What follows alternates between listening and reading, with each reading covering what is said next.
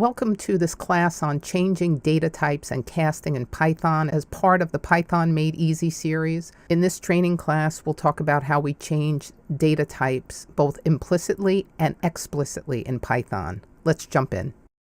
What is data type casting and type conversion? Data type casting and data type conversion is a process of changing an existing data type to another. You may also hear this called data coercion. It's done to ensure data types are correctly processed by a computer. In Python, there are two types of data conversions. Implicit, where Python automatically converts the data type, and then explicit, also known as casting, where a programmer converts the data type through a built-in function. And here we'll explore the first type, the implicit data type conversion, where no human intervention is needed. So looking at the code, we have my_int equals 100. That data type is an integer. Then we have my_float equals 100.5, and that data type, of course, is a float. Next, we have my_total, which equals my_int plus my_float, and my_total is where these two numbers are combined, implicitly type converted to a float. Python does this to ensure no data is lost. And here we have the second type where human intervention is needed. This is an explicit conversion. So let's look at the code here. We have a variable called user_input where we are soliciting input from the user. We want them to enter the total amount of a restaurant bill.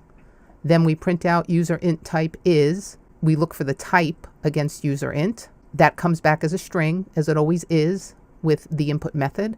Then we have another variable tip, which is a float, 0.15, 15% tip.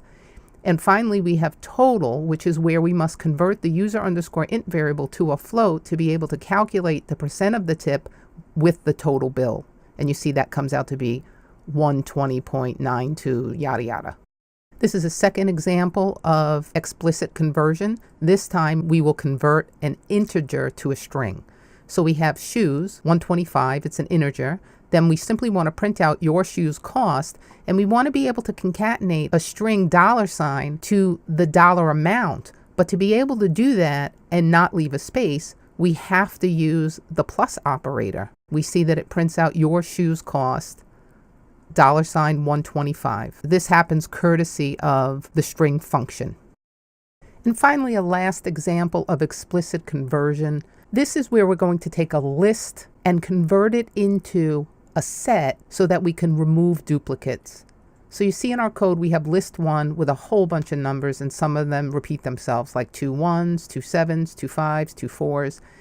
Then we create a new variable, remove_dupes equals, and we call the set constructor set, and we pass it list 1. And when we print out remove dupes, you see that it does just that. It really creates a set from a list. So it's not exactly like the others, but there are many times that we would be called to do this, and this would be one very good reason why.